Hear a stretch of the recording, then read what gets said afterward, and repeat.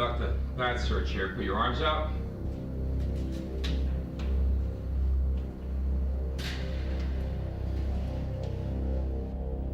On May 25, 1988, Richard Kuklinski was convicted of multiple murder and sentenced to life imprisonment.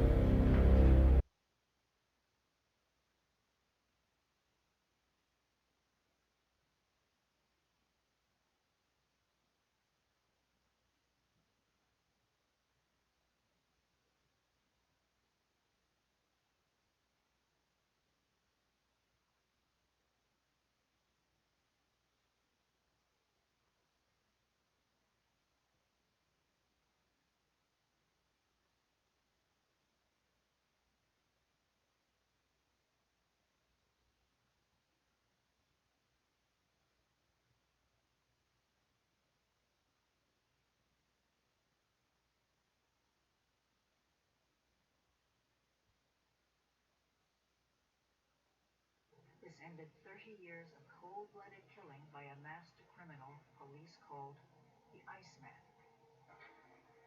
Richard Kuklinski is one of the most dangerous criminals we have ever come across in this state. He murdered by guns. He murdered by strangulation. He murdered by putting poison on victims' food. He did all of this at the same time while exhibiting a normal, placid family existence. His wife, his children were uninvolved in his criminal activities. Yet, we are faced with convicting evidence of numerous grisly murders.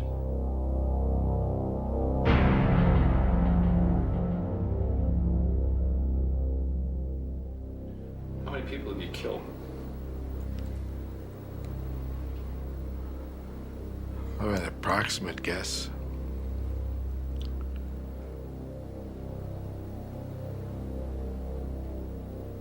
Approximate, we'll go with more than 100.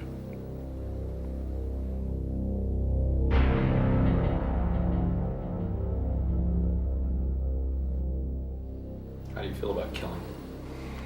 I don't. It doesn't bother me. It doesn't bother me at all. I don't have a feeling one way or the other. I think if I had a choice, I wouldn't.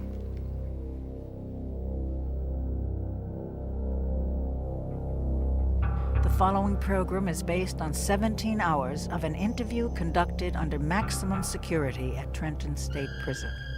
Law enforcement officials allowed our cameras unprecedented access in an attempt to uncover details of various unsolved crimes.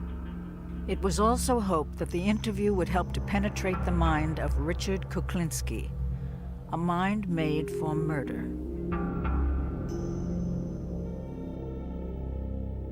Richard, when you were on the streets, what kind of weapons did you use? When I was out on the street to do something, I carried 3 guns and a knife. I had a Derringer in each pocket.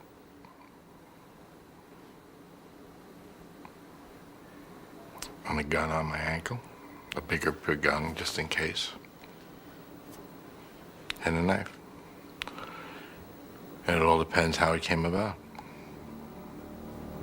You indicated yesterday that you used a shotgun to grab a stoplight or something like that, or... I had a red light. We were following this fellow. I pulled up at a red light, came alongside of him, and shot the shotgun, took his head off. He never saw the green light. It was a sawed-off shotgun. It was very, as a matter of fact, when it happened, it surprised me. I expected the man to die, but it really surprised me when it took his head off. It was something I didn't expect. Richard Kuklinski is not a serial killer. He's not a drug-crazed, wild man running around with a machine gun. He's not a person that is driven by perverse sexual desires. He doesn't drink. He doesn't gamble. All of these things, which many persons that are involved in killing and murders often are motivated by. Richard Kuklinski, instead, is nothing more than a predator on human beings. His motivation is greed, and his method of murder is very varied and very extreme. Richard, I understand that you're an expert in the use of cyanide. How many times did you kill with it? Quite a few. What's the different ways you use cyanide? You could put it in liquid form. You could, person could say, for instance, a person could be in a bar. You bunk into them, possibly by mistake, or say you were intoxicated, spill the drink on them, and leave. Everybody just looks around, thinks you were drunk or that you just had an accident or something, and meanwhile, it's soaking through their clothes into their pores and into their system. And eventually, they'll die. I've been in a restaurant where we were eating, and the guy went to the bathroom. And while he was in the bathroom, we put a little boost in his food. And he was rushed to the hospital after that. And he died. And they buried him. I'm not exactly sure what they put on, what they attributed his death to. But, you know, it wasn't homicide. Somewhere, and I don't know where, he picked up on cyanide poisoning as being a good way, a good, quick way to kill somebody. It's such a good way to kill somebody that that's the gas that's used in gas chambers. I mean, cyanide in a gas form, which is similar to cyanide in a being eaten form, kills very quickly. It kills faster than arsenic, faster than strychnine, and it's hard to detect if it isn't specifically looked for. He murdered, sometimes months apart, years apart. He used different methods. He would go so far as to plan in his crimes the actual deceit of law enforcement. By that I mean he would on occasion murder someone, cut their body, wrap them in layer after layer of plastic bags and material, and then deposit the body many, many miles from the murder scene. What is it to dispose of something? You throw it away. You throw it anywhere. It all depends. If you don't want it found or if you want it found. If you want it found, it doesn't matter. You just leave it there. If you don't want it found, you could take it somewhere. You could bury it. You could put it in a big drum. You put it in the trunk of a car and have it crushed.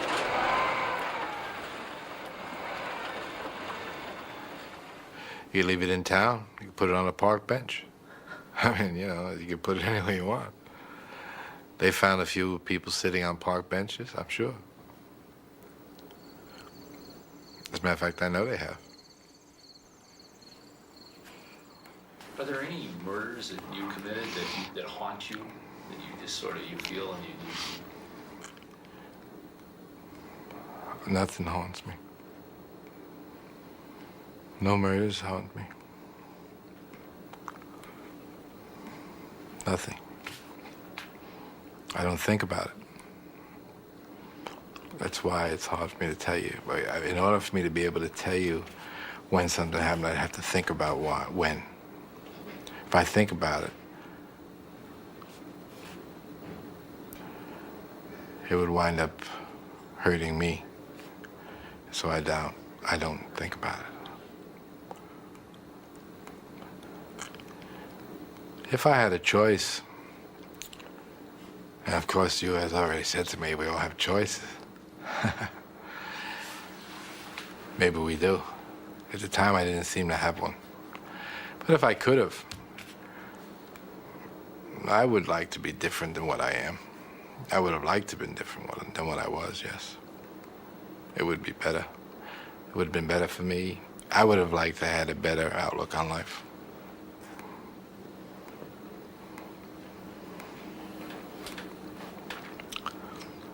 But I can't change yesterday. Richard Kuklinski was born April 11, 1935, in a low-income public housing project in Jersey City. His father was a brakeman for the railroad, and his mother worked in a meatpacking plant. I didn't like my father, as he would beat me just because he felt like it, to get my attention, I guess. He would think nothing of coming in and smacking you. You know, basically. He'd just come in and give you a whooping for no reason whatsoever. And my mother was cancer. She would destroy everybody. She thought I took too long to do something. She didn't hesitate to give me a swat here and there. And she didn't just use her hand. She would hit me with a broomstick or something like that. It hurt. As a matter of fact, she broke the broom on me more than once. Richard's mother believed that harsh discipline at home should go hand in hand with a rigid religious education. I was raised Catholic.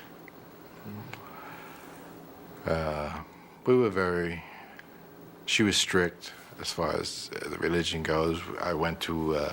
Your mother? My mother, yeah. My mother, we went to Catholic grammar school. And we were raised with the Catholic belief. I was even an altar boy. But during the course of my life, I don't really believe it. It's just the way it happened.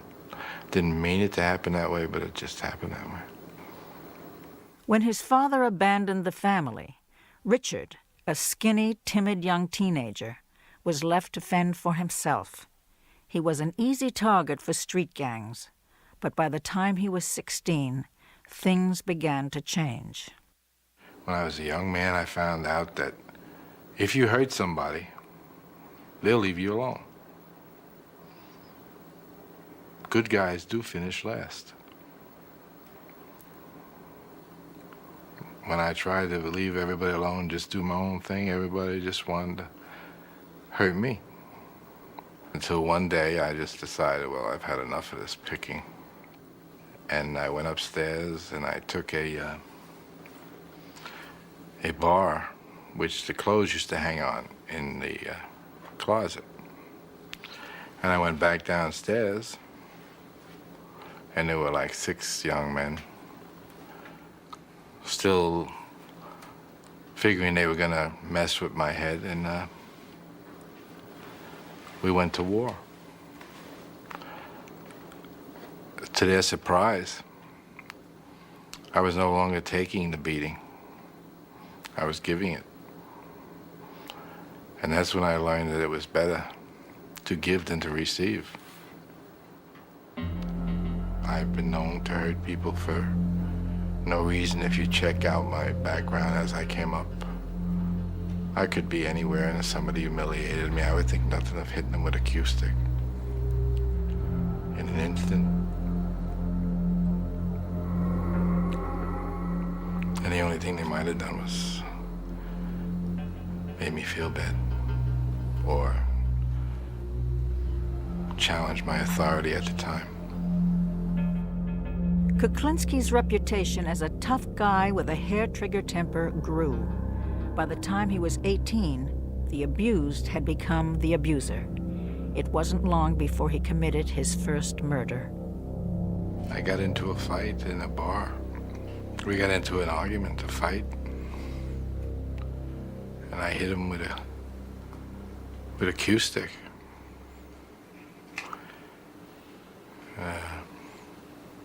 A few too many times. And he died. How'd you feel after when you found out he had died? I had felt very bad. Very, very bad. I was upset. I didn't mean to do it, actually. But surprisingly, I felt sadness, and after a while, I felt something else. I didn't feel sad. It was sad along with some sort of a rush that I had control. And if you mess with me, I guess if you mess with me, I'll hurt you. By the time he'd reached his 20s, Kuklinski had become a petty crook and pool hustler. Then his life changed. In 1960, he met a pretty 19-year-old girl named Barbara Pedrin. He was absolutely flowers at the door every day and considerate and romantic and all of the things that anybody could hope for, dream for. He bought me beautiful things. We went fun places. He was happiest when we were together. He was happiest when just he and I were together. He and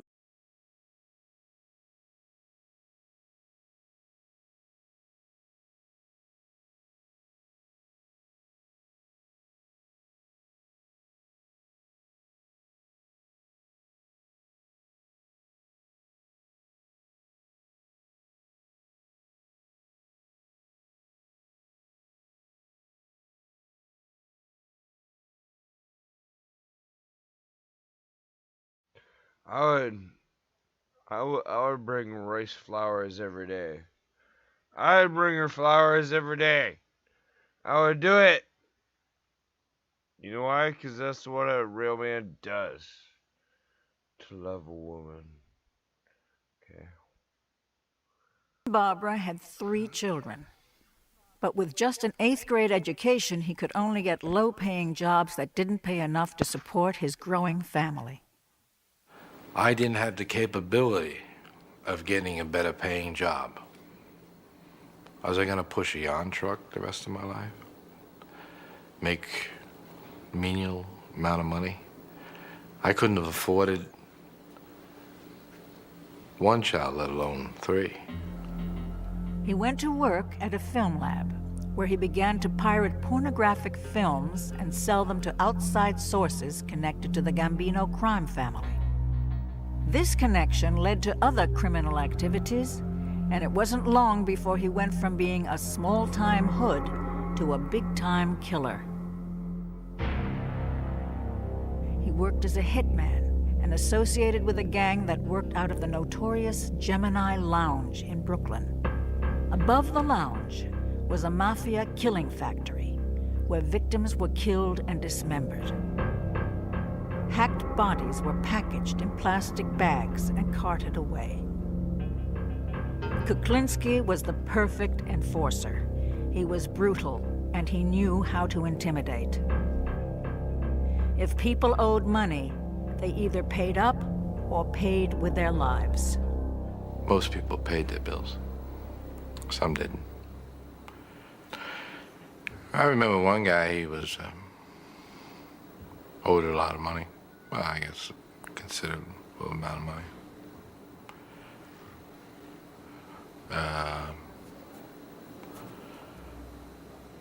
He thought he could hide behind a door.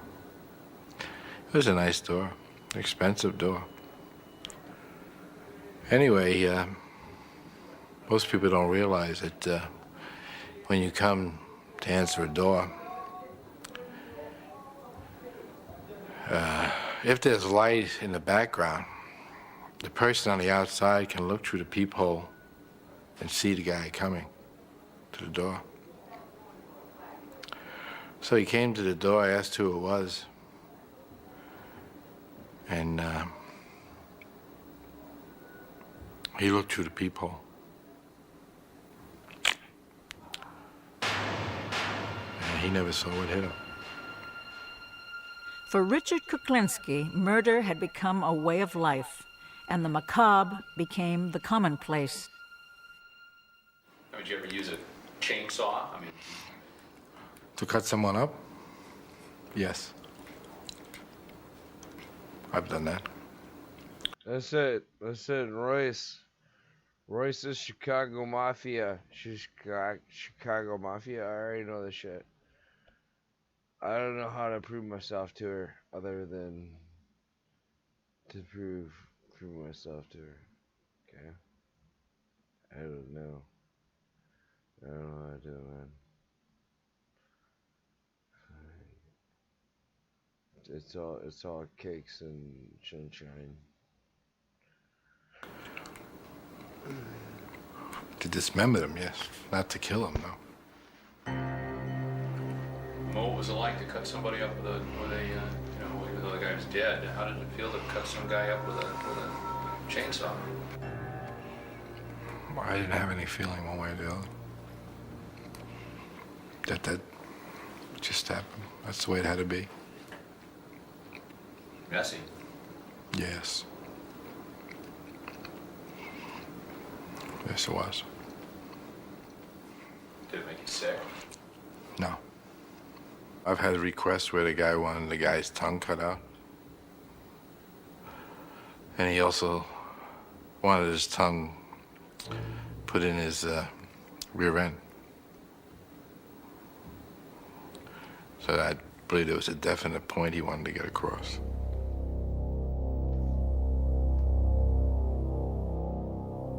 I have an experience that I don't know if I should tell you or not.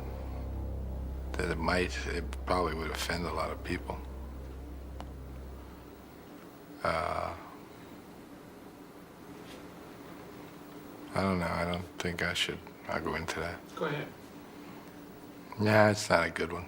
No, go ahead, tell him.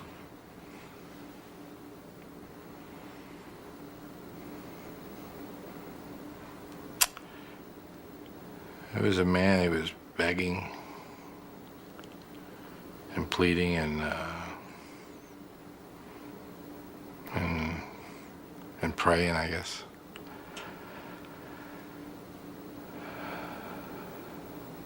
And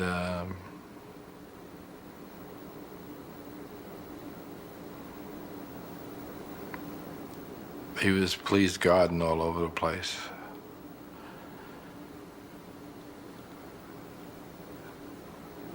So I told him he could have a half hour to pray to God. And if God could come down and change the circumstances, he'd have that time.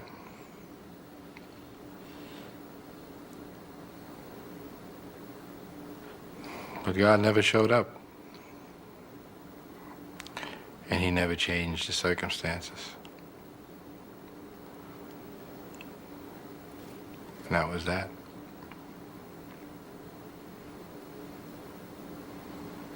It wasn't too nice.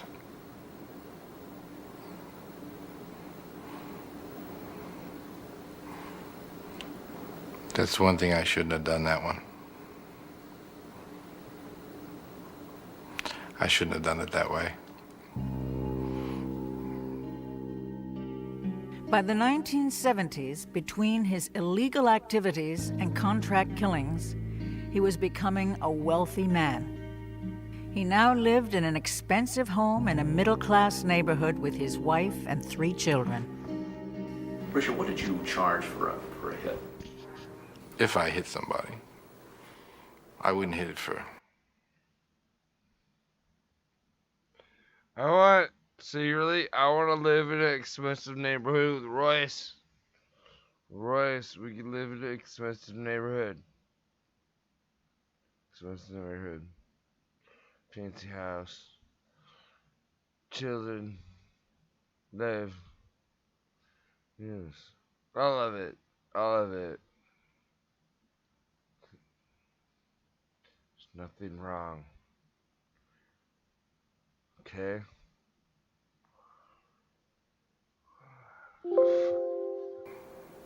Peanuts. I'd like to have some money. I say if I were to do somebody, I want at least 5 figures. And at least up in the better half, not the lower half of the 5 figures. Kuklinski kept his criminal life secret from his family and neighbors. He told them he was a businessman. No one knew his business was murder. We were perfect. My children were never in trouble. We were perfect. We were the all-American family. I mean, we had what seemed to be the perfect life. They were wonderful times. And time with his family was the only thing that he was really concerned. I mean, if he never had to leave the house, he would have loved it. He hated to have to travel. He hated to go away. He came back as soon as he can. He wanted to be home all the time. He wanted to be with us all the time. I enjoyed that way of life. I felt I had achieved something. I very seldom left the house unless I had to, because I felt secure in the house. I felt very secure. I tried to provide the best for them as I knew how. Might not have been the right way to go, but it was for me the only way. I tried to never let anything touch the house. I brought nobody there. My family was not exposed to anybody. I wanted to show them the good side of life, not the bad side. Richard had a very, very sad childhood. You got the impression, or I knew because he would like say something and then drop it and change the subject, that he was abused and that there was no love. He grew up absolutely without any love, without a doubt. I mean, the first Christmas with my family, he was in awe. He couldn't believe it. It was a tree and everyone was cooking special things and there was lots that we were laughing and it was fun, and he kept saying, I can't believe that this is what happens. It was a Jekyll and Hyde existence. The way it was, and the way I wanted it to be, with absolutely two different lives. I wanted one life. I had to have another life. This other life would interrupt one Christmas Eve.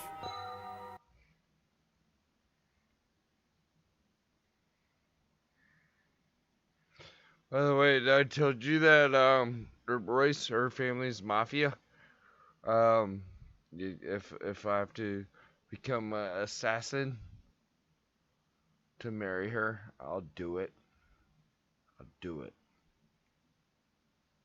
Okay? Sometimes you need things in life that make you happy. Doesn't matter what the circumstances are. She's a frustration to me. She's a frustration. She's a frustration.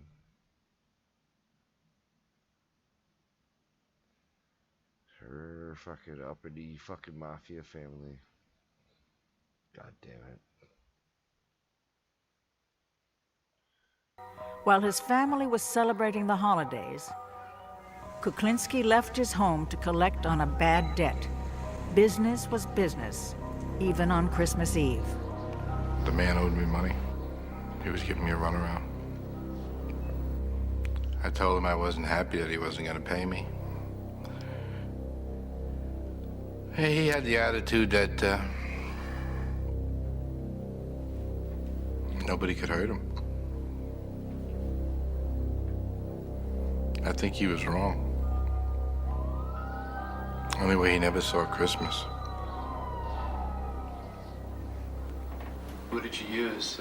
A gun. Extremely loud inside of a car. Matter of fact, my ears were ringing for a long time. What'd you do afterwards? I walked away, got in my car, and went home. What'd you do when you got home? I put toys together for the kids for Christmas.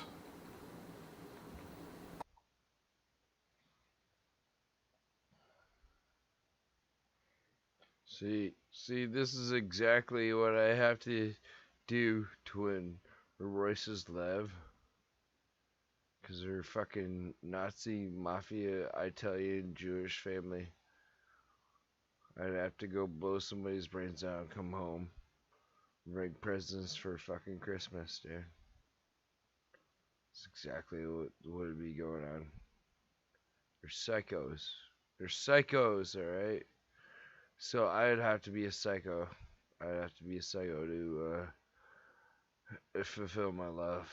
Okay? Right?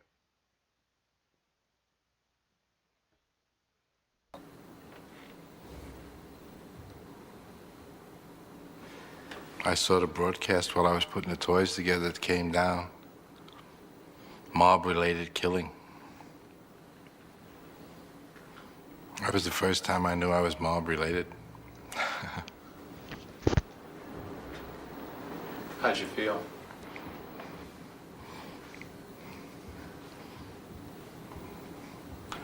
I was annoyed I couldn't get the damn wagon together. I never questioned him, and you just knew, don't do it, don't ask. If he got up at 2 o'clock in the morning or during dinner and put on his shoes and walked out the door, you said bye. You didn't say, where are you going or why are you going? And it was just understood that that's the way it was. He was very private. You only knew what he wanted you to know. By the 1980s, after 25 years of working as a hitman for the mob, Richard Kuklinski became the head of his own crime ring. He developed new ways to profit from murder. The case of Paul Hoffman was typical of the way he operated. On the afternoon of April 29, 1982, Hoffman arrived at a warehouse leased by Kuklinski. Like numerous victims of the Iceman, he had been set up for a phony business deal. Paul Hoffman was a pharmacist, and he was looking for a quick buck. He was out to purchase a drug called Tagamet, which was at the time a wonder drug for ulcers. And he felt that if he could purchase a large quantity of this Tagamet at a very low price, that he could indeed make a huge profit on that. And that was the alleged deal that he had with Richard Kuklinski. When Paul Hoffman showed up to buy the Tagamet, he was carrying $25,000 in cash.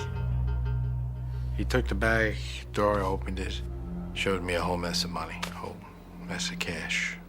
He said, look, I got the money right here. There it is. And he came back. He says, what are we going to do? What are we going to do? How am I going to get this merchandise?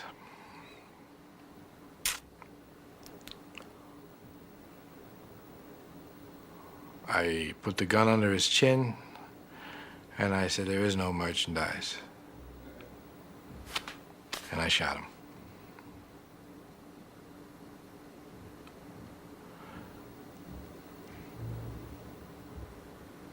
He didn't die. The gun jammed. He was gurgling. I had hit him. It was, blood was pouring out of his mouth. And,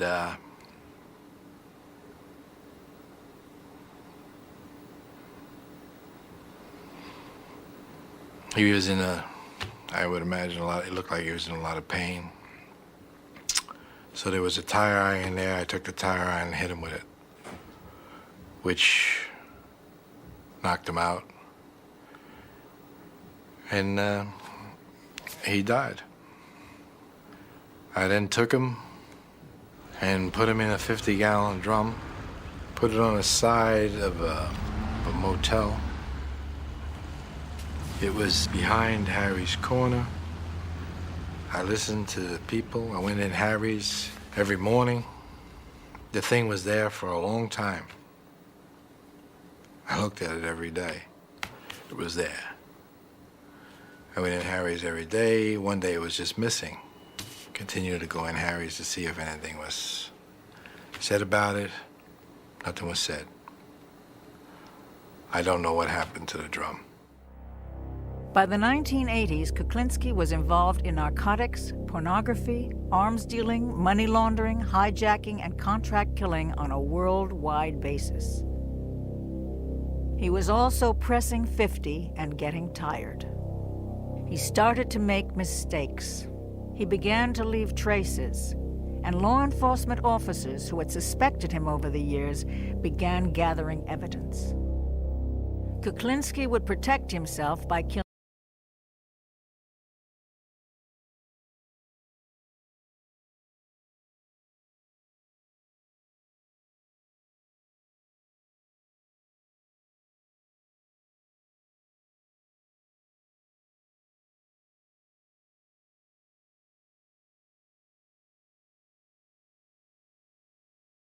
anyone who could testify against him.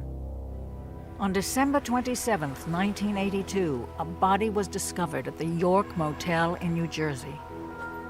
The body was identified as Gary Smith, 37. Smith had been given cyanide and then strangled to death. This was the first of many mistakes Kuklinski was to commit. Gary Smith was found under a motel bed in New Jersey, as I recall, where some 20 people had used the room in 5 days and nobody had realized there was a rotting body underneath it. The body was found in a decomposed state. It was very hot weather. Smith would have not been identified as a murderer. Yes, I was muted, you fucking morons. It's not the real Rip Royce, not the real Rip Royce in my chat. It's a fucking faggot, fucking 14-year-old kid with an alt.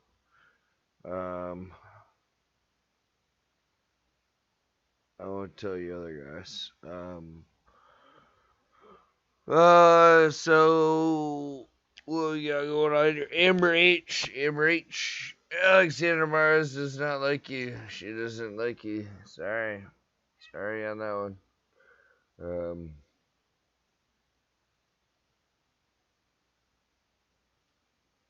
You know what? Royce is the most stubborn woman I've ever talked to in my entire life.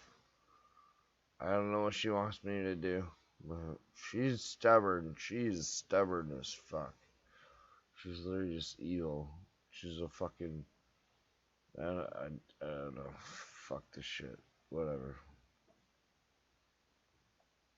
Victim if he had died only of the cyanide. If the cyanide had worked and he had died and he didn't need to be strangled, that ligature mark around the neck wouldn't have been seen and he would have been possibly a drug addict overdose, or lots of other things of a non-homicidal nature would have to be considered. On September 25, 1983, the body of Louis Masgay was found. As he had done many times before to confuse the time of death, Kuklinski had frozen the body in an industrial freezer. This was the murder that earned him the name of Iceman.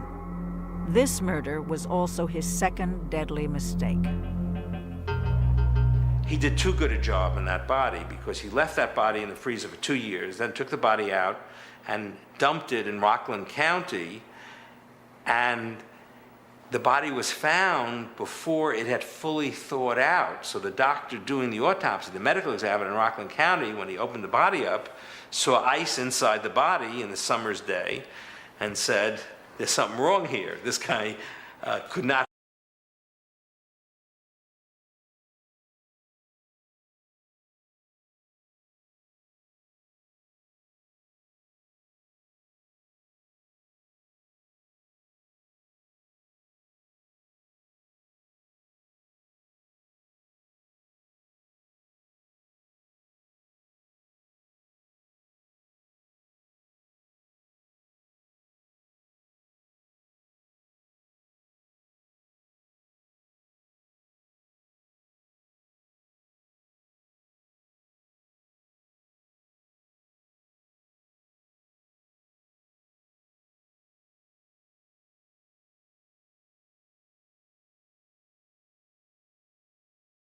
Have died 2 days ago the way he looks like from the outside. On May 14, 1983, a bicyclist was riding down a lonely road in a wooded area and saw a buzzard feeding on a body. It was Daniel Deppner, 44, the third business associate of Richard Kuklinski, to be found dead. The body count grew. There would soon be 5 unsolved murders with one thing in common. The last person to see the victims alive had been Richard Kuklinski. After 30 years of getting away with murder, Richard Kuklinski's time was running out. He had been under investigation for 3 years, and the police were beginning to put the pieces together. What I told my superiors in Trenton was that, hey, look, you know, we can check with the FBI and we can see that there's a certain number of given serial killers roaming around this country of ours. But take a good hard look at what we got here. We got Richie Kuklinski, and there's only one of him. In 1986, a division of the New Jersey Criminal Justice Department set up a task force made up of federal, state, and local law enforcement agencies. The task force analyzed existing investigative material and gathered new information. They had one mission: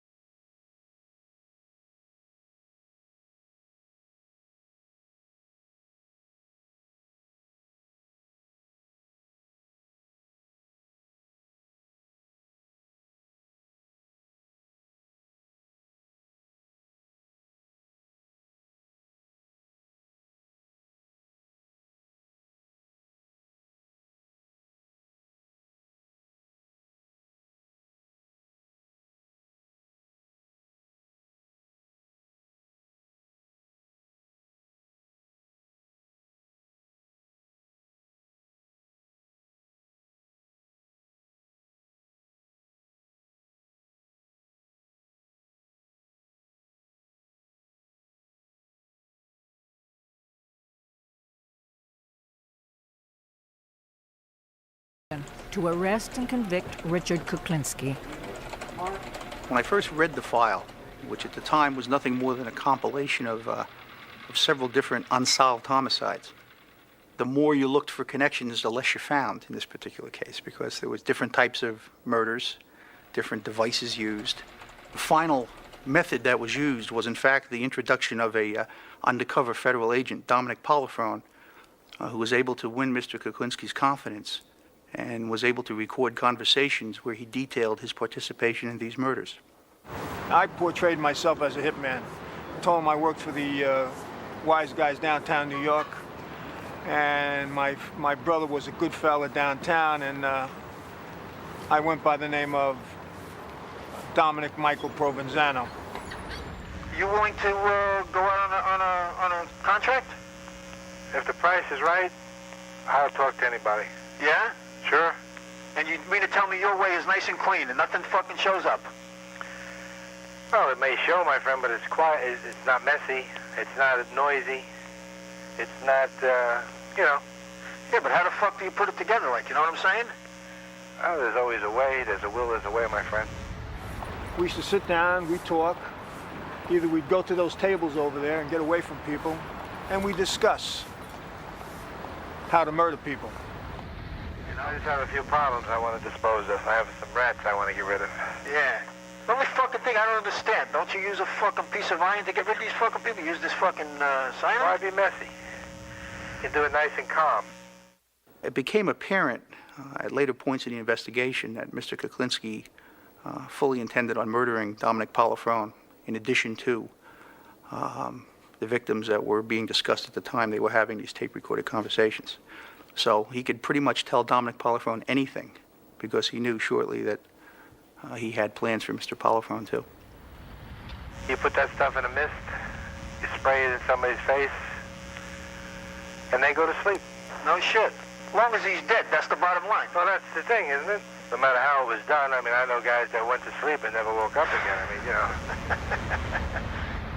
He says he had one guy he went and get a hamburger. They come back and he put the cyanide on his hamburger. And we're sitting down and he's telling me, he says, you wouldn't believe it. He says, I'm waiting for this guy to keel over. He says, because once you eat cyanide, usually you'd roll over and that's it. He says, this guy had the constitution of a fucking bull. He says, you wouldn't believe it. He says he wouldn't die. And we're both laughing about this. And I'm saying in the back of my mind, I said, holy God. I said, look at this. I said, what kind of person is this? I said to myself right there, I said, you better cover your butt. I said, because you just don't know with this guy. And he'd be kidding about it, and I'd be laughing. In the back of my mind, I'm saying, this is the devil. No question about it, this is the devil.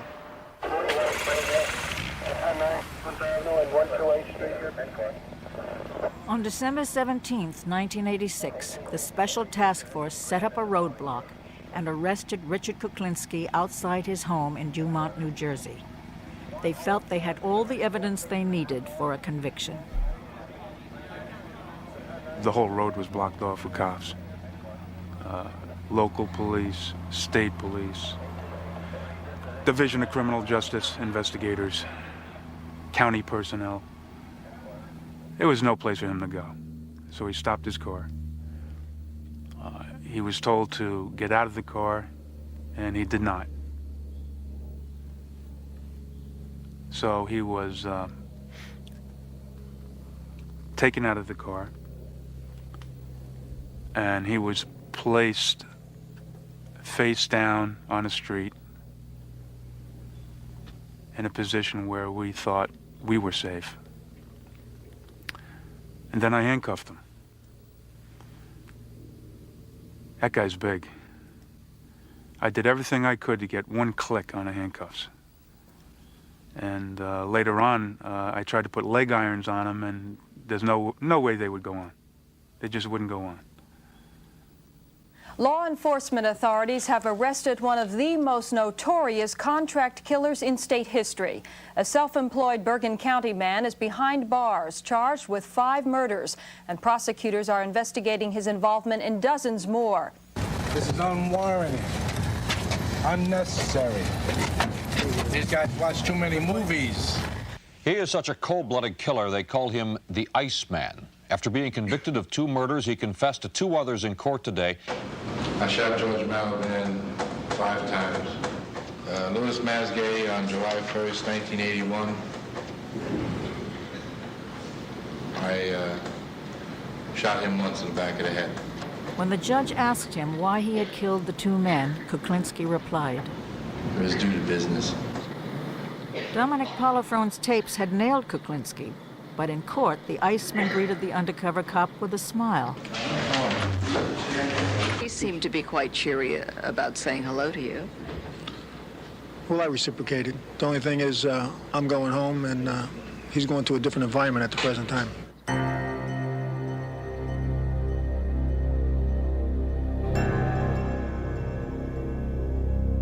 It wasn't real to us. We just had a hard time dealing with what was in the press. And I kept saying, no way, and I don't believe it. And then when I actually heard his voice, in court, it was very hard to believe that he talked like that. It was very, very difficult to believe. I've done it always. As far as you've known or heard, there isn't too many things I haven't tried. No matter how it was done, I know guys that went to sleep and never woke up again.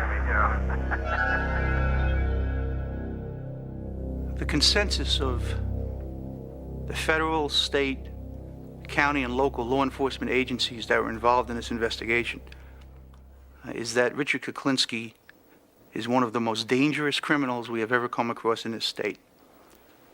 Further, it's our feeling that he is of such a diabolical, methodical type of killer that it's very possible that when all is said and done, we still may never know how many people he has actually killed. What Richard has been accused of and found guilty of and spoke to you about goes against God and man. I have very strong feelings. I am totally anti-violence. As are my children.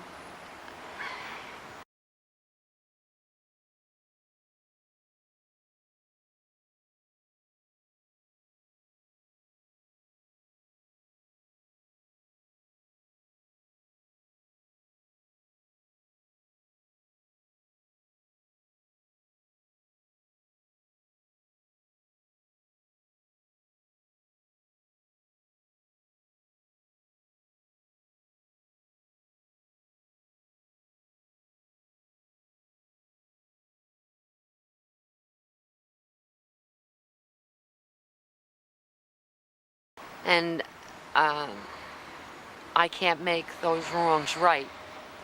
I can't make them right in my own mind.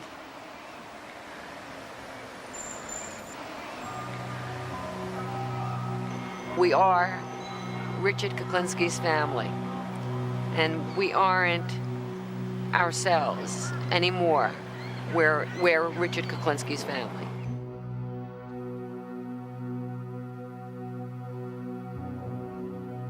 I've never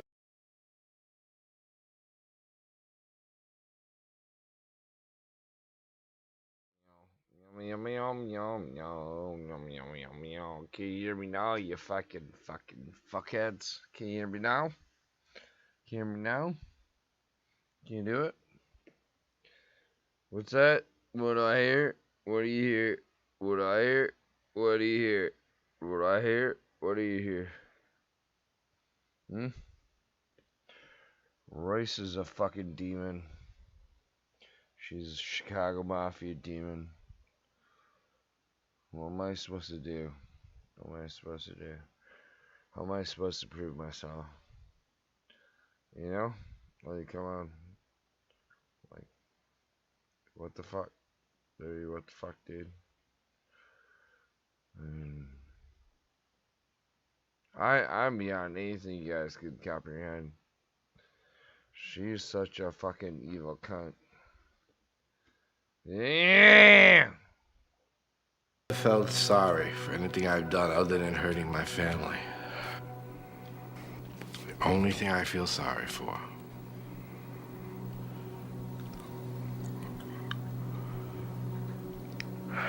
I'm not looking for forgiveness, and I'm not repenting.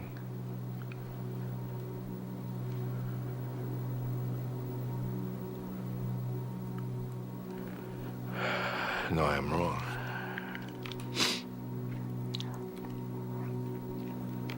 I'm wrong.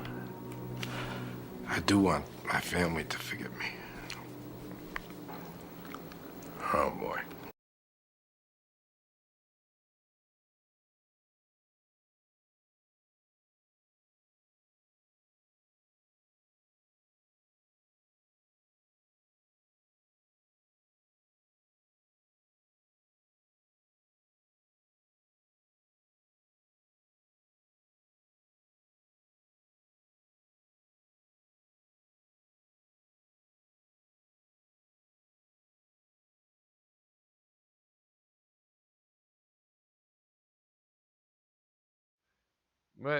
What are you fuckfaces?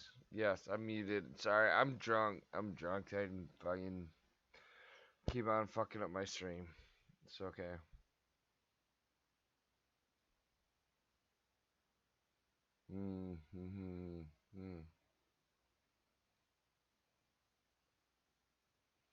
No, I'm not still muted, you fucking retard, because I can see I'm not.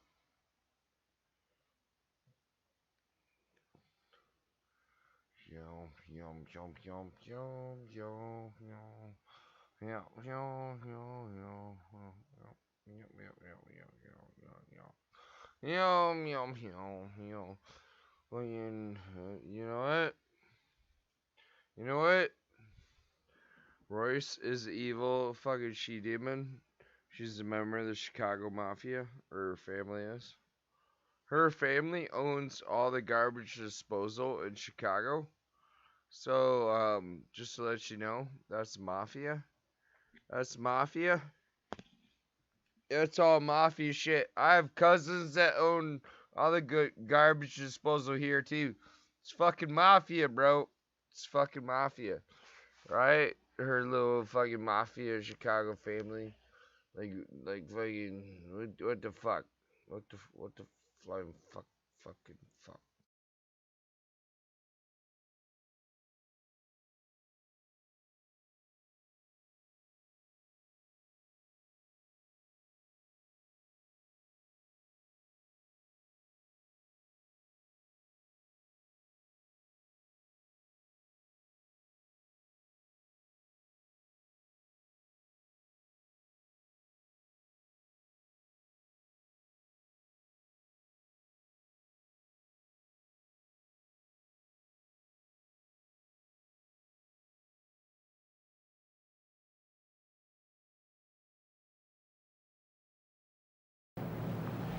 Manson has been serving his time at this prison in Vacaville, California, isolated from his fellow inmates.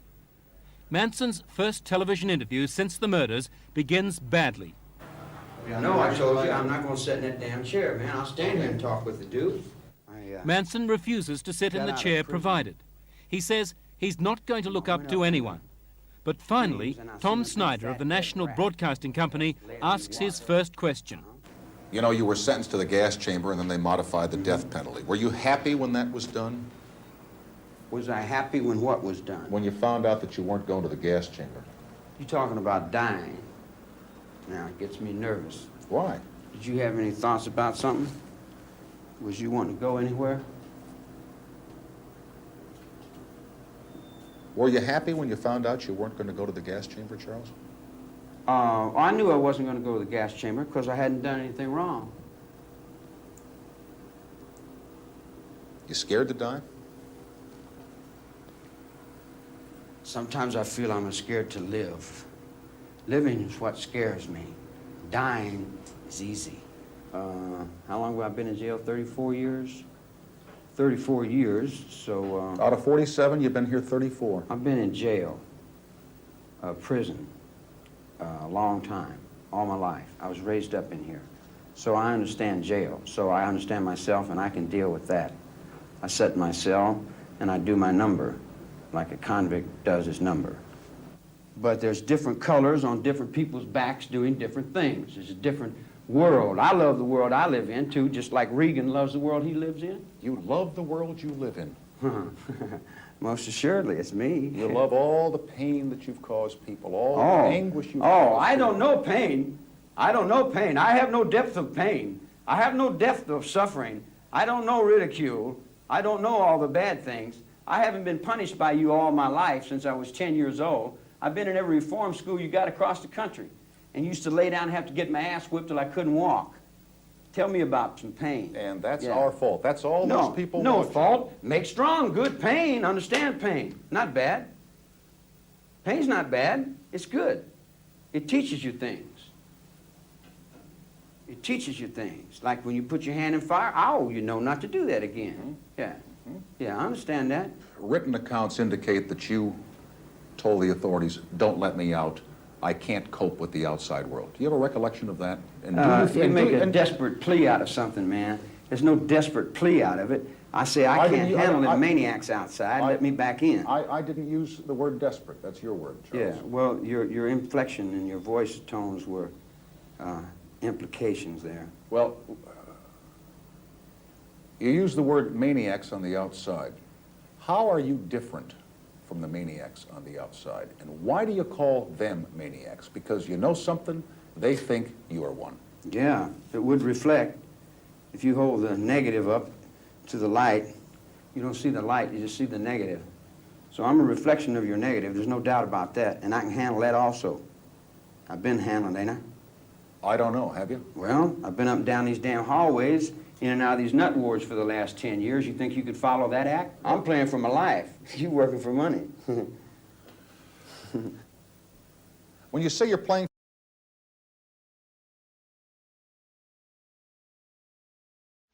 So this is my love letter to Rip Royce. You crazy whore. You crazy fucking Chicago angry Jewish city girl. This is my love letter to you. Alright, so there you go. There you go. For your life, am I to assume that you think that someday you're going to get out of here? Get out of here. Get out of here. Where would I go now? Let's see. What would you do if you got out of here? If I got out of here. What if they said to you tomorrow morning, Charles, hey, listen, you're free. You can go wherever you want to go. Do whatever you want to do. What would you do? I'll probably go out front on the grass and sit down. The question is, should Manson ever go free? It's 10 years now since he and his 3 female accomplices, virtually robots under his control, were convicted of murder. On August the 9th, 1969, they murdered actress Sharon Tate and 4 other people in Los Angeles. The following night, there were 2 more victims, Lino and Rosemary LaBianca. In court, Manson was also charged with 2 more mutilation murders. Ranch hand Donald Shea was beheaded, and musician Gary Heineman had his ear cut off. According to some accounts, Manson and his family may have been responsible for as many as 35 killings. If you got out of here, there are a lot of people who think you'd go start killing people again. Again? Well, you guys are misinformed. I haven't killed anyone. I didn't break the law. Judge knew that, but the people didn't want to hear it. The judge knew it. He washed his hands. He said, I know it, but what can I do? People want this. Judge never said that. Yeah. Judge never said That's what Older said. No, Judge didn't say that. He got off and shook their hands, didn't he? You're so white and pure. Judge didn't say you were innocent. Are you innocent? Innocent of what? Well, that's what I'm saying. None of us are innocent. Yeah, just because you're convicted in a courtroom doesn't mean you're guilty of something. What does mean you're guilty? When you know you're guilty. What about Shea? What about him? Well, what about him? He got killed. Well, the word is you killed him. Word is that you're an old woman. Word is you have turkey in the sky. Word is, I don't know what word is. Somebody else tell you that. I didn't tell you that. Did you kill Shea? Hell no. Did you cut Hinman's ear off? Hell yes. How'd that feel when you cut his ear off? What did it feel like? Yeah. Well, I had done what he said for about 20 years. I'd done everything he told me to do. And I got to thinking, now, why don't this guy do something I tell him to do? And he said, no. I said, well, how comes I'm always doing what you tell me to do, but then you never do what I say do? And he said, well, blah, blah, blah. So I said, now you do what I say. And he said, no. I said, you do exactly what I say. And he said, no. I'm telling you. I'm not asking you. I'm telling you. You do exactly what I say. And that's about the extent of it. All this occult, all that hocus-pocus stuff that you guys are playing, I don't know nothing about all that. You know nothing about something called helter-skelter. Tell me, Charles, I don't know. It's a fairy. It's worse than a fairy tale. It's a fairy tale. It's a comedy. It's a comedy tragedy. The body of Sharon Tate is make-believe, isn't it? That's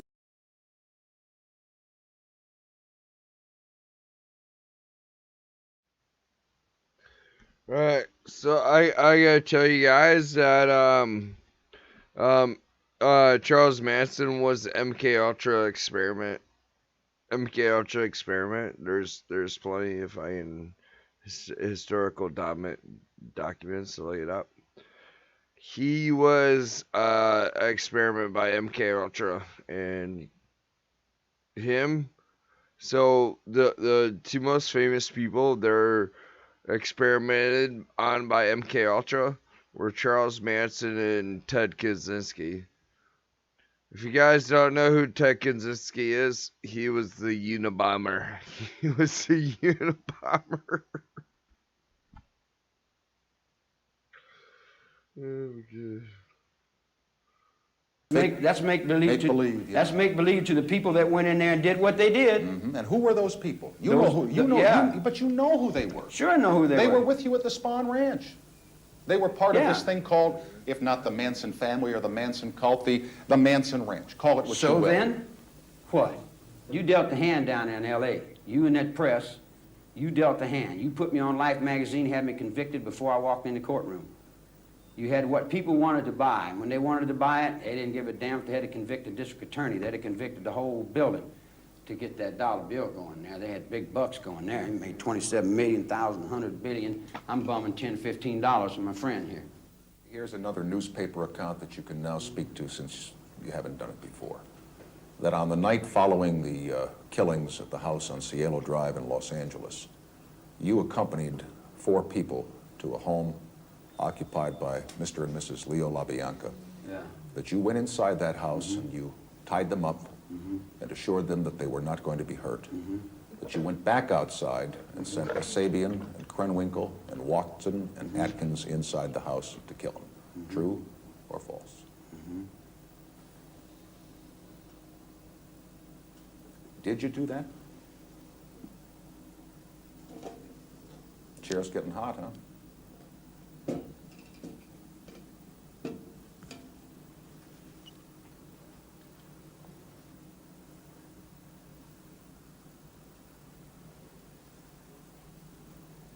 Did you do that? Did I kill anyone? No. Did you go in and tie up the LaBiancas that night? Very simple question. That night. August 10th, 1969. That night. August the 10th. Did you? 1969. Why duck it? Why dodge it? Why not answer it yes or no once and for all? Put it behind you.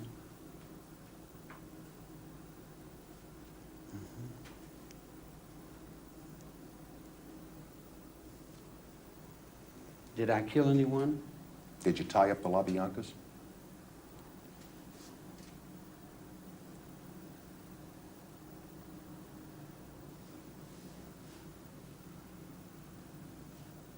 Atkins testified you did. That's what Susie said? That's what she said. Yeah. And you remember, you were in the courtroom when she said it. She's written 3 books, and each time she said something different. Mm-hmm. Each time. Did you tie him up? Did I? Mm-hmm. Well, we came down from Abilene, and Let's stay in Los Angeles, August 10, 1969. there was a hole in the wall gang there. Why don't you want to talk about it, Charles? Why don't you want to? Because I'm an outlaw, and I go so far, and then that's all you know. And if you That's did, like asking Jesse James. and if did you and if shoot somebody? and if, as others have written and as others have testified and as the media has reported, you did that. Yeah. And you sent your friends back in to do the deed. Aren't you a coward? My friends back in to do the terrible deed. Doesn't that the make wicked you... deed. Ta-da. Did we have the castle there with the vampires and the Frankenstein and the bugs and lizards dying in the deserts? Did we have the water that's dying and the whales are being killed and the seals are Here dying? we go again. Lay it off on somebody else. Let's Well, point to all the other injustices. I'm in the world all by myself? Yeah, Yeah. on this one you are. Yeah. Yeah. It was okay, if that's the way you see it for you. You've never talked about this before, but I'm going to make it. I'm going to try it one more Yeah. time. Uh, Pull no, the cards uh, out. now, I'm asking- you can see them when I'm You finished. got a pistol on you? No, sir. They wouldn't let me in here if I had a pistol. You Yeah. know that as well as I do. So why even ask the question? Okay. Well, I just thought you might not like what I'd done. You want to do something about it. I don't much care for what you've done. Yeah. A lot of people don't. How do you feel Yeah. about that? A lot Well- of people think you're a monster, Charles. How do you Yeah, feel? they think you're a monster because you reflect this news media on me. Cult leader. I never had long hair before I got busted. I never had a beard before I got busted. I went to shave, and the guy said, no, you can't shave. And I said, I need a razor to shave. He said, no, you can't shave. I said, let me get a haircut. He said, no, we don't want you to change your appearance. They said I had a great family, and I was the following and leaders and all that.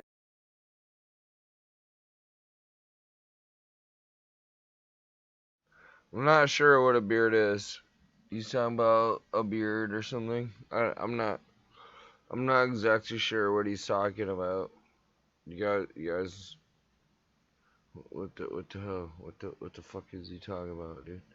Honestly. There's no followers and leaders, a bunch of kids out the ranch playing. To me. Playing at what? Playing and living. Do you miss women? Certainly. My goodness. Yeah, damn right. Yeah. What do you think of women? Oh, I like them. Yeah, they're nice. If they're put together well and everything, and they're soft and spongy, yeah, they're nice. As long as they keep their mouth shut and do what they're supposed to do. Why do you say that? Because that's what a woman's supposed to do. Keep her mouth shut and do what she's supposed to do? Sure. And besides the son that you had in your marriage, you've got, what, 4 other children somewhere? Oh, I don't think I've been responsible for as much as you people want to lay on me. All right, somewhere out there, there's at least one son that we know of that's your child, who's probably about 25 or 26 years old. You talk to that kid. What are you going to say to him? You got to catch it on your own, boy. Train's hard. The road's rough. And that's it. That's all I knew. That's all anyone ever told me. All right.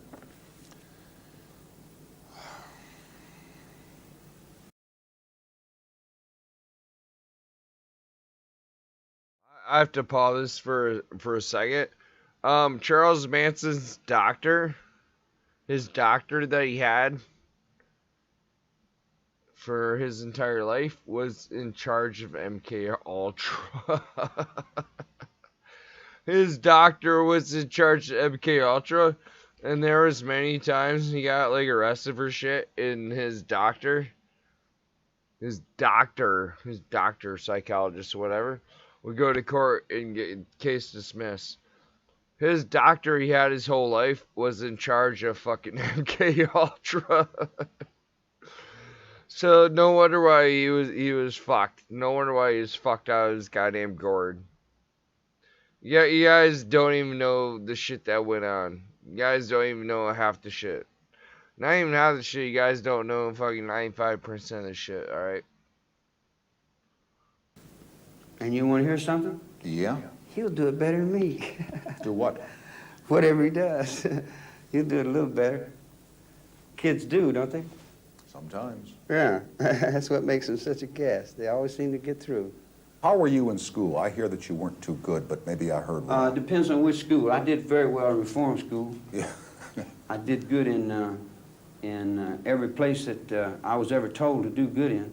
I've been an outlaw ever since I was born. I went to reform school when I was about 10, and I learned to box and cry, and I learned to do all the things that you do in reform school. Then I escaped there a bunch of times, and I went to prison, and I learned everything that you do in prison. And I talked to all the guys and asked them everything they knew, and they told me all the things they knew. And then I went to the end of it, and then the old man would be ready to die, and he'd say, well, son, sincerity is the best gimmick, remember that. And I said, all right, be sincere, that'll win it. He said, that's it. Sincerity and honesty, he said, it'll do it. It'll trick them every time. I said, well, sincere and honesty, I never tried that. I tried everything else, but maybe I'll try sincere and honesty. So then I looked in the book, and it says, the wages of sin is death. Now I figured, well, I don't want to die, so maybe I have been sinful here. Maybe I am wrong. Maybe I'll take a look at my life and say, well, I'm going to change it and start all over. You know, and I know I go to God and I say, hey, man, you going to forgive me? And he's going to say, what do? You forgive you? I mean, what'd you come to me for? Forgive yourself, man. Don't be bothering me. How do you feel about spending the rest of your life in prison?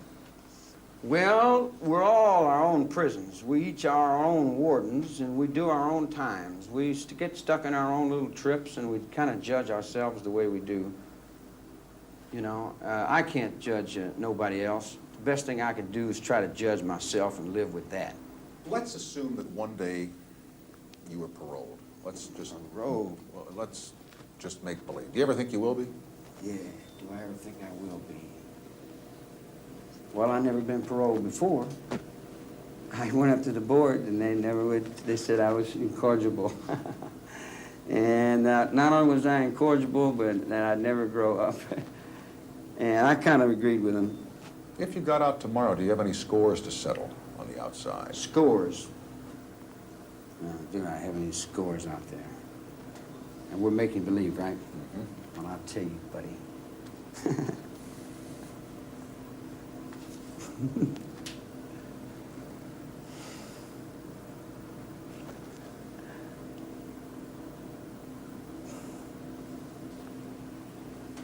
Well, I don't rightly know.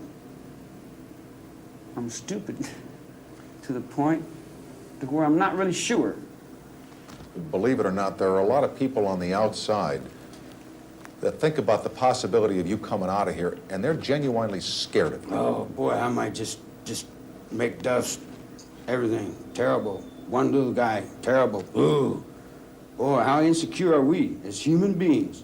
Put all our fear on one little guy and afraid to let him out. He might break all the toys. Why do you say little guy? Because I'm not the guy you trying to make out of me. That's not me.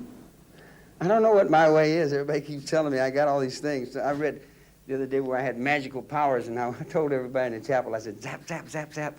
I said, where's my magical powers? Well, you can't read, you can't believe what you read in the press. I can get no magical powers, mystical trips, and all that kind of crap. Yeah, it's kind of silly. Yeah, I'm getting witches and devils, and one guy come up and said, I heard you said you were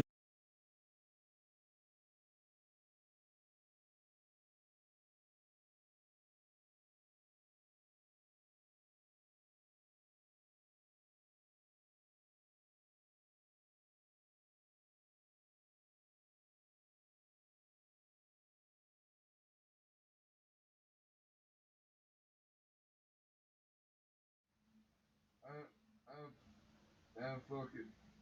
Oh shit.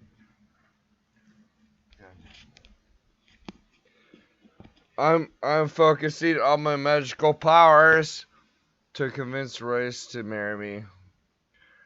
I don't think my magical energy is enough, but you know, if I could, I'd convince her to marry me. And then she pops babies out of her vagina that I got impregnated with. You know, and that's called a family. That's called a family. And then you like raise the children and shit.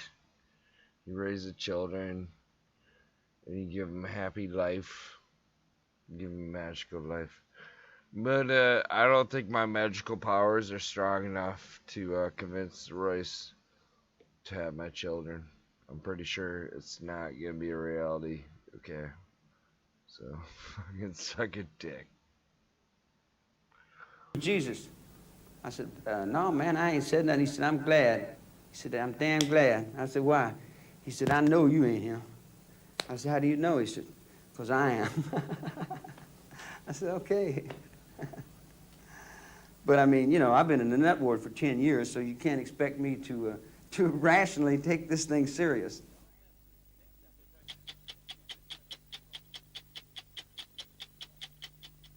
Hello, I'm Liz Hayes. Thanks for watching. To keep up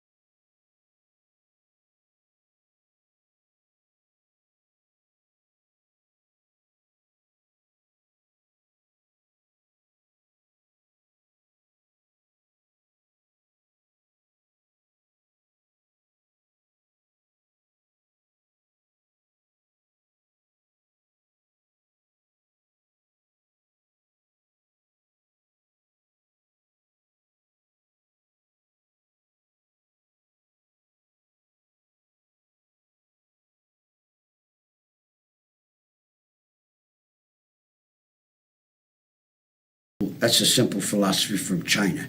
That's a Oh, I don't understand. Go over to the morgue and look at all them dead people. Just explain to me, though. I'm not dumb. Explain to me simply why that house that night. Why they Which went house? there. Which night? The house on Cello Drive, the Tate house. Why did they go there that night? Because Tex had been there before, and he went to a familiar place. And why did they kill people that night? What did they think they were doing for you? They at the freaked out, war? man. Tex was stoned. He was good, you know. He got everybody was loaded, man. He said he wasn't. He said he was coming off an LSD trip. He had a little speed. A little speed. Well, not around me. He didn't have no speed because I wouldn't allow no speed on that ranch. I kick ass over there. He I says don't he allow had that stuff on around me. I take a little grass, a little LSD, but none of that was destructive. You can ask any of them other girls that'll tell you the other side of this game. I don't play drugs. I play light, you know, light, dibby dabby chipping, but I don't really get down heavy with it.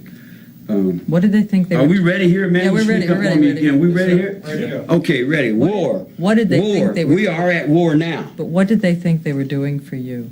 They wasn't doing anything for me. It's What did they think they were doing for you? Okay. If you are me and I am you, everything you do is for you, is for me too. So what did they think? If you're in they one were mind, if I achieving am for you and you are me and we are all together, and then who's responsible for come together over me right now? It's all his fault. Oh, no, it's his fault. No, we put another false face on it. It's Halloween. It's your fault. So now, wait a minute. Criminal behavior's the same. It's mundane in most minds. Criminal will always go to a familiar place. Tex had been to that house. Tex went back to that house. Here's the conversation. Indian Mesa. We got 4 campfires. We got 4 queens on a motorcycle gang, a motorcycle group that rides SS motorcycles out of Venice, Santa Monica. So we're riding motorcycles and we're all up there and we got these fires going and we got this big problem that came up. I had to go shoot somebody for Tex. Bobby's in the prison. My brother's in jail. Now, understand my mind, all my life I've been in jail because I didn't have no one to get me out of jail. I didn't have no brother outside. So I spent years and years and years and years just because nobody would come and sign their name and get me out of jail. And the jail couldn't let me out because I didn't have no place to go. So I spent 22 years in prison because I didn't have nobody outside. I can't let somebody that's with me stay in jail. It just ain't, you know, it's not in my makeup, man. I got to get my brother out of jail. So you needed money to do that. Well, here's the division between your mind and my mind. Here's where the chamber opens up. When you get in trouble, you go to your mother. You call up mother. I ain't got no mother to call.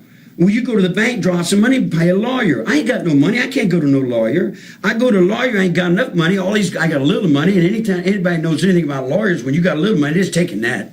They'll take the little money and let you sue them in court, you dig? In other words, like, I don't have enough money to go to the lawyer to get Bobby out. So everybody's standing around, and I said, pay me. Pay me what you owe me, now. And they said, well, how do we do that? I said, get my brother out of jail. He said, how do we do it? I said, I don't know how you do it. I don't care how you do it. Do it, now. Do it. And they said, how do we do it? I said, don't ask me how to do it. I don't want to be no part of no conspiracy. But however you do it and get it done now. And they said, well, we don't know what to do. We'll get a lawyer. And then, here, Leslie and Patty, they said, if we get a lawyer, all they're going to do is lie and take our money anyway. Now, system, blame it on your lawyers. If your lawyers ain't lying and taking the money of the poor people, then the poor people got a court to stand on, and they got rights as individuals for the revolution they fought in 1776 that guarantees rights to a common, ordinary farmer, poor man on the street like me, a rebel. I got my rights in the 76 courtroom. If you don't give me my rights in the courtroom, then I become King George, and I got all the rights then. And when I stand on the mountain and I say, do it, it gets done. If it don't get done, then I'll move on it. And that's the last thing in the world you want me to do, because I got that Confederate sword in the kitchen. Don't invoke me. Do it. Get it done. How do we do it? I don't know. I don't want to be involved in it. I keep a close watch on this heart of mine. In Japan, they call it ninja. I don't get involved in violence. I'm not a violent human being. Did you tell the women to do their witchy things? I said, if you're going to do something, leave something witchy. Just like I would tell you, if you're going to do something, do it well. And leave something witchy. Leave a sign to let the world know that you were there. Have a good day. Did you tell them which words? No. Pig? No. Helter-skelter? Nope. Arise? Nope. It's not my vocabulary. That's not my generation. I keep telling you that. My generation. Leslie said, in the car on the way to the LaBianca house, you said, this time, make sure they're not scared like last night. Oh, no. It may have been something like this.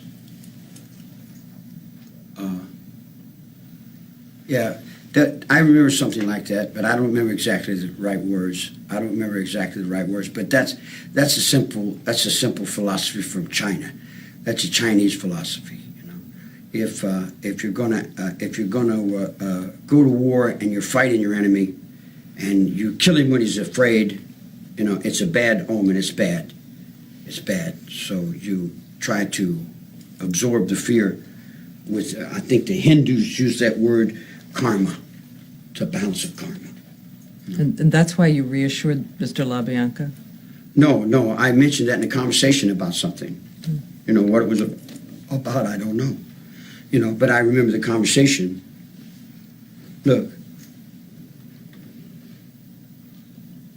Listen. My words. I live and die by my words. I've lived and died by my words all my life. For 45 years in prison. I keep my word. My word is my bond. I walk on my word. I live on my word. Do you want the world to let you alone and turn away? Listen. I broke no law. Try to understand that. I broke no law. I didn't step out of line with God, and I didn't step out of line with the man. I did not break the law. Now, I told those people the same thing that the United States president would tell them. The only way that you can dispensate life and death is you have to be willing to give yourself to that cause. You can't fight a revolution. You can't do anything unless you're willing to submit yourself to that cause. Left face. In other words, that's what you learn in the military. Did you tell them to mutilate so that it would be memorable, so that people would know something was going on? Did you tell them to do it in a memorable way? Hey, I told you what I told them. If you're going to move and you're going to do something, do it with your soul and your heart. Do it right, man. Don't half-step on it. Did they do it right? I don't know. That's up to them. They live with that. They're responsible for their actions. I'm responsible for my actions. You think the world's going to forget about you? Which world? Every person in here is a world. This united world of America. You think it's going to forget about you now and move on? Forget. That's better. Ping, boom. We're trying to unify Germany now. Look here. See, here's another thing you guys don't understand. You've got an underworld and an overworld. You guys live in the overworld. I live in the underworld. You know, it's like you think the Second World War is over. Second World War is not over. You understand what I'm telling you? The Second World War is not over. Is Charlie Manson crazy? Or whatever that means. Sure, he's crazy as mad as a hatter. What difference does it make? You know, a long time ago, being crazy meant something. Nowadays, everybody's crazy. So, I mean, so now.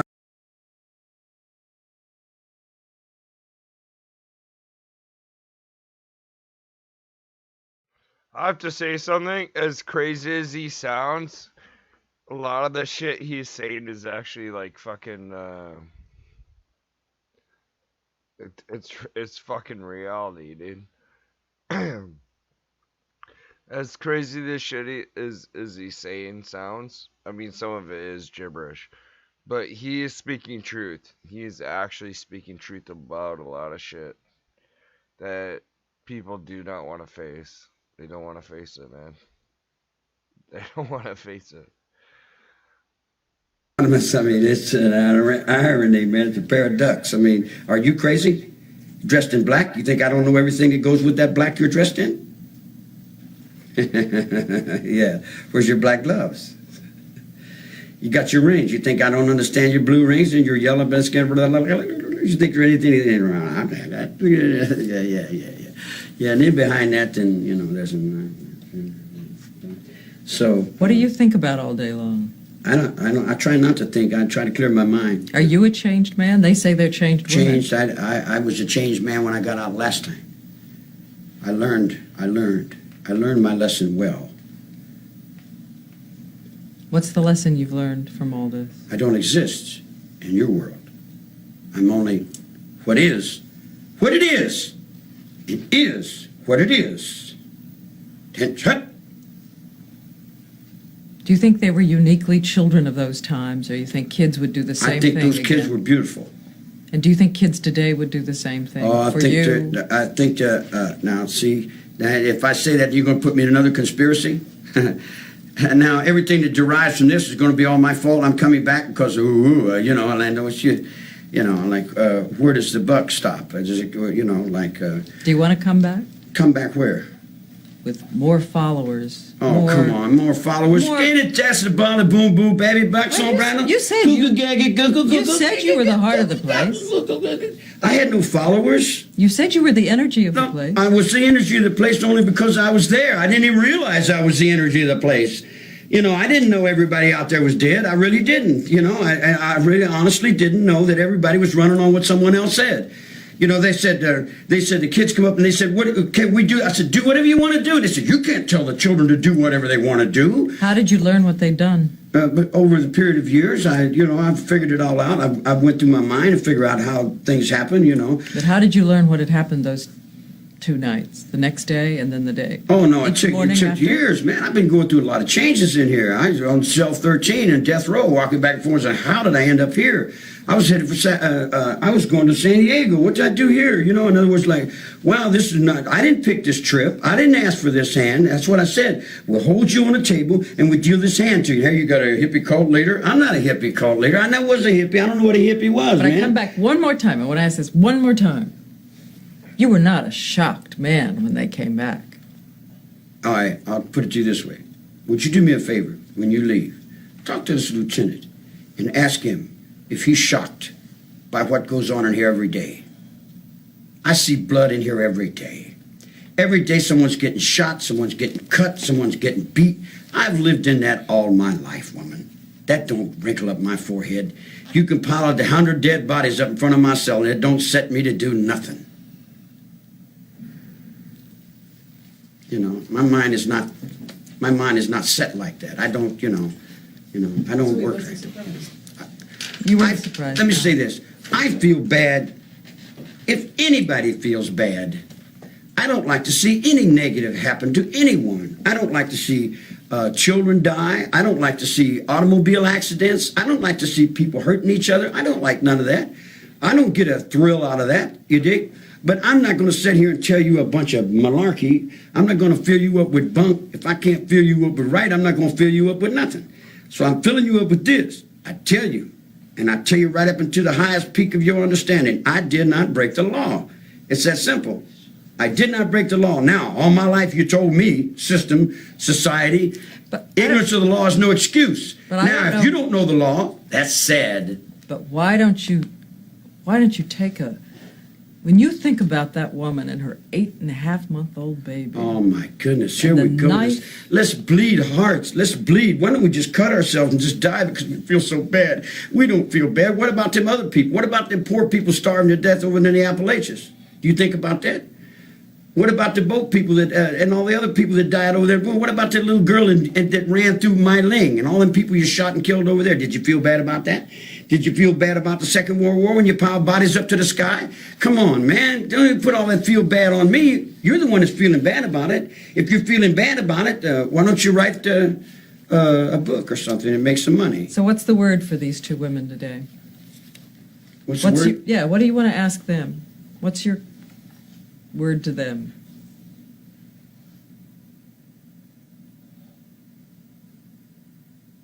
How much time we got? Time enough for you to say. Okay, let me go to the restroom.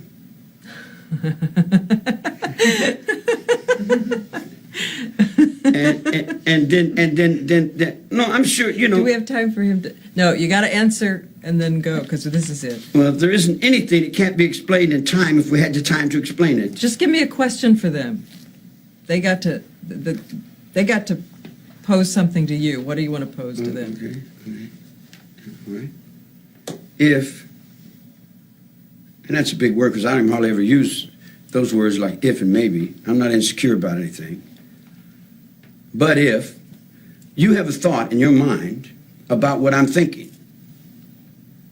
is that what I'm thinking? Or is that what you're thinking I'm thinking? Everyone says, we know what you were doing with all those women. I said, no, you know what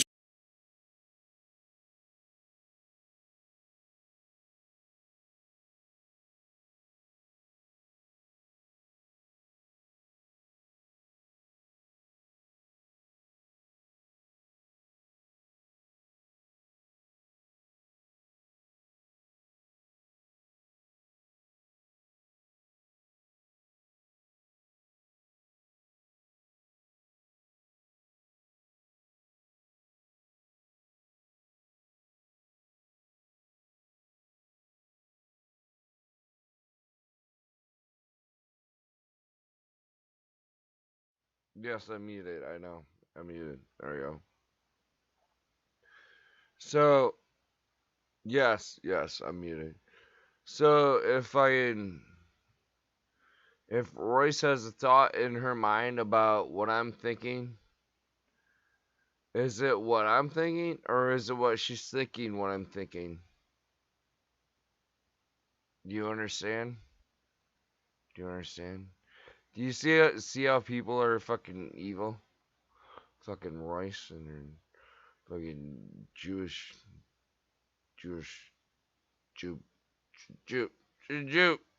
I'll give her babies, but she's evil. She's evil as hell, okay? you would have been doing with all those women, and you think that's what I would be doing with all those women because that's what you need to think. Now, You've spent all this time over there in that women's prison listening to all the particulars of what women do in and out of criminology and crime. Judges in robes. Have I ever lied to you about anything? Have I ever lied about anyone to anybody about anything? Is there any time in all the time you've known me, have I ever told you anything that wasn't right or true? What's the first word that comes to mind when you think of those two women? Leslie don't know me. Leslie was only at that ranch a couple minutes. But today? Patty, I'm surprised. Patty has picked up a lot of suffering. Now here's the thing: you stand for a cause, and that cause begins to crumble, and you crumble with the cause because you don't have to hold on. You don't have nothing to hold on. You fall up underneath everybody else's opinion, and you're turned around by what they think because you're looking back off in society, and she's not been in jail long enough to know that society that she's thinking about is not the society that's really going on. The society 25 years ago that she has in her mind is gone. That society moved on. There's another back window on this trip. You dig? So the word for them? Word? Yeah, what are they? Give me a word. You are your faith. Lose it, and you're not. We are done. Is that right or wrong? It's true. Yeah. You know, if they lost faith in what they did, that's on them. I didn't lose faith. Have a good day. Hold on, don't stand up. Take this wire and this knife here. I think of all the questions I expected you to ask them, can I go to the bathroom, is not the one that would have come to mind. Hey, look here, man. Hey, are you going to send me a copy of that? Sure. Oh, the still picture? Yeah.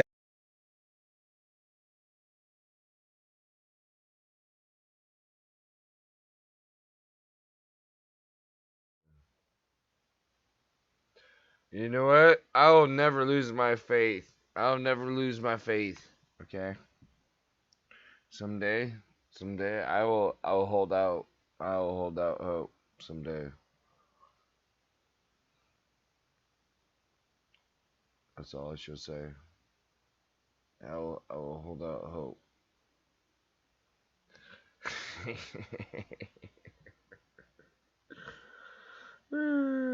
It's funny.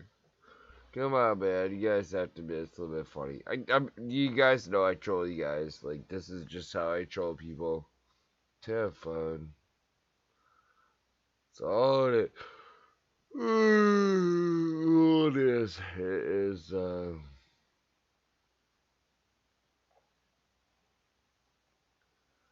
it's actually just holding out faith. Holding out faith of something.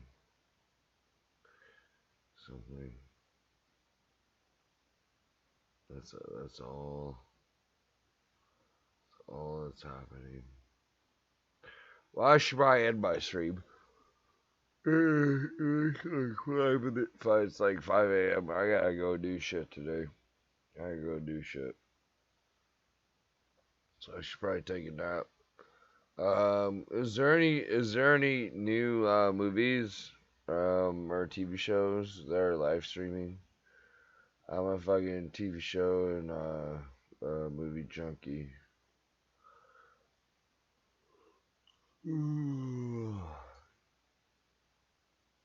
Crunchy, I know you're a fucking Ripper Rice. I actually know who the fuck you are.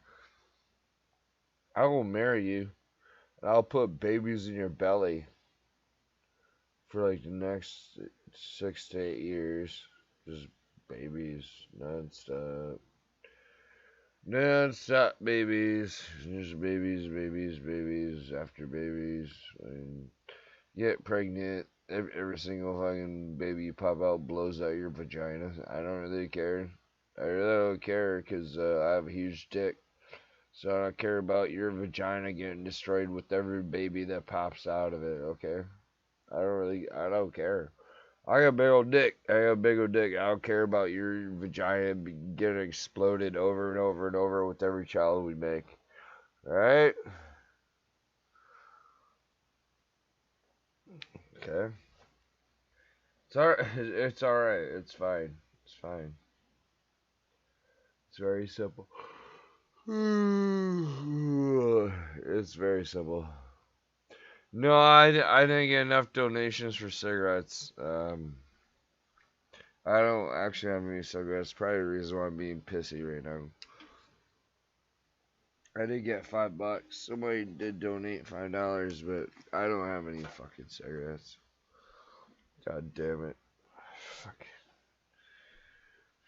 I don't know. Might be able to go to my parents' house and return all their fucking soda and beer cans and maybe get a pack of smokes. Fucking no, dude. I don't really give two flying shits about it. I really don't give two flying shits.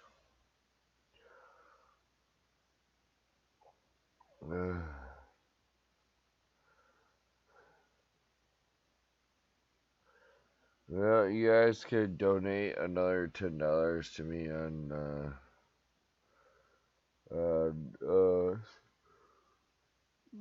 who else in mine? I'll come back for New Year's Eve. Do a podcast with cigarettes and beer. I drink all my beer too. Or I drink all. God damn it. Whatever. Well, you guys are not gonna see me. You guys are not gonna see me for a few days, cause sorry, Alexander Myers, but $5 did not cut it to refill my beer and cigarettes. $5 ain't gonna go nowhere for me. Not gonna do jack shit, but I appreciate the money. I appreciate it. Appreciate it.